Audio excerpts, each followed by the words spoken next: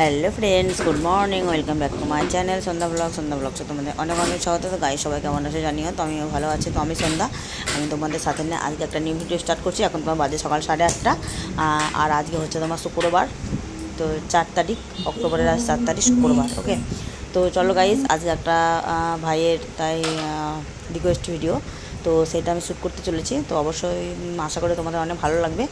তো চলো দেখো ভিডিওটা আবার কি request video, room cleaning video আর কি। তো চলো গাইস, আমি শুরু করতে চলেছি ভিডিওটি যদি ভালো লাগে তাহলে অবশ্যই তোমরা লাইক কমেন্ট সাবস্ক্রাইব করে দিও। আর চ্যানেলটাকে যারা সাবস্ক্রাইব করেন তারা চ্যানেলটাকে সাবস্ক্রাইব করে দিও।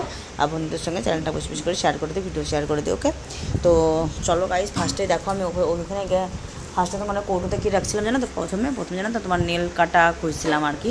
তো নেল কাটাটা যাই হোক পেলাম না, কোথায় আছে তবে জানি না। হাতে দিয়ে একটু নখ হয়েছে, তো ওটা আমায় কেটে ফেলতে হবে। তো তোমার চুল বেঁধে যাচ্ছে জানো, অনেকটা প্রবলেম দেখা দিয়েছে আর কি। তো ওই জন্য আমি খুঁজছিলাম, তো পেলাম না। যাই হোক, দোকান থেকে আনতে হবে। তো গাইজ, তারপরে দেখো চলে এসেছি আমি এই ছোট্ট কুটিটার ভিতরে কী সব আছে এগুলো তোমার পরিষ্কার করতে আর কি। তো চলো গাইজ, এখানে তোমার যেরকম যেখানে আছে না, ওই জিনিসগুলো সব কিছু তোমার সরিয়ে সব কিছু রেখে দেবো, বুঝতে পেরেছো আর কি।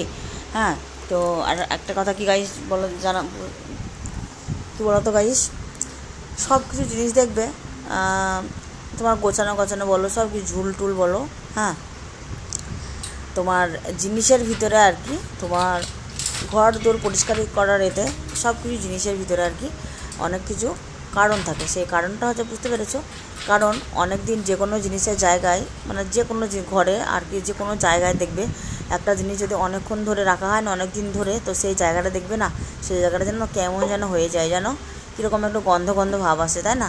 ঠিক ধরো সেরকমই হয়েছে। আর ওই দেখো শশাগুলো দেখতে পাচ্ছ, তোমার শশাগুলো ছিল তো তোমার সেই এর আগে শনিবারে তোমার বাজারে গেছিলাম না, তোমাদের আমি দেখিয়েছিলাম যে মার্কেটে 2 দিন ব্লগ দিয়েছিলাম। তো ওইখানে যেন তখন তো বৃষ্টি মানে টাইমে গেছিলাম, তো বৃষ্টি পড়েছিল তোমার শশাতে আর বেগুনে, জানো তো 2টো বেগুন পচে গেছে।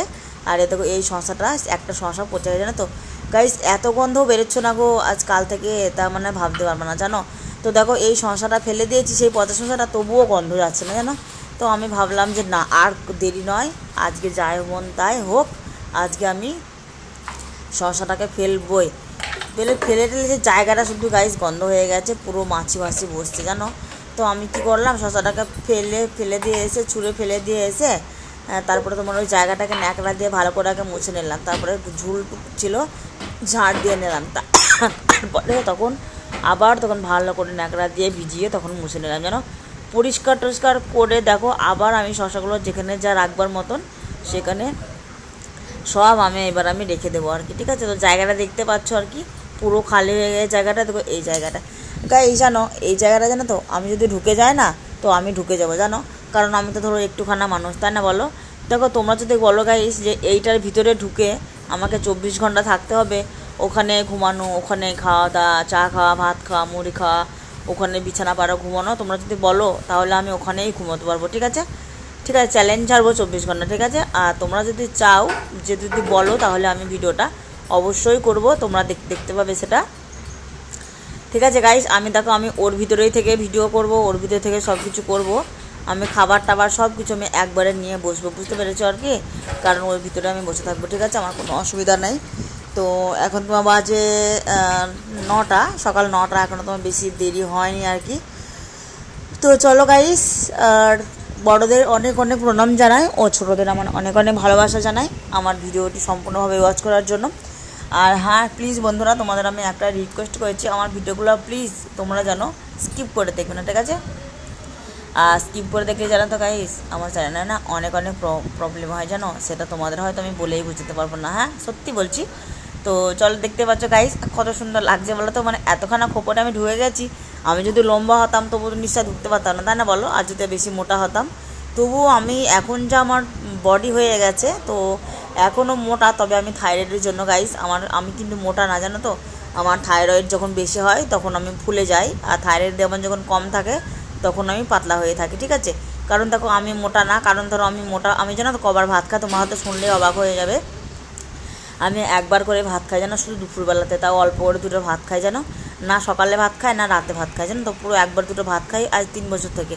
যখন থেকে আমার থাইরয়েড ধরা পড়েছে তখন থেকে আমি একবার করে ভাত খাই জানো, কারণ মানুষের জানোই তো 30 বছরের পরে কোনো ছেলে হোক কোনো মেয়ে হোক 30 বছরের পরে একবার করে ভাত খাওয়া, সেটা হচ্ছে বেটার। ঠিক আছে, ডক্টরেও বলে যে শুকনো শাকনো জিনিস খাও, তুমি ভাত কিন্তু একবার খাও।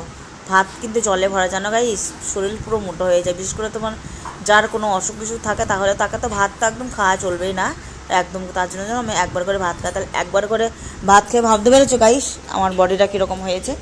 কারণ তো গাইস এই 1 মাস আগে দেখছে তো আমি পুরো পাতলা ছিলাম, কারণ জানো তো তখন রেগুলার আমি থাইরয়েডের ওষুধ খেতাম সকালে খালি পেটে, কিন্তু এখন আর হয় না, ওষুধটা শেষ হয়ে গেছে, আনতে হবে আজকালের ভিতরে।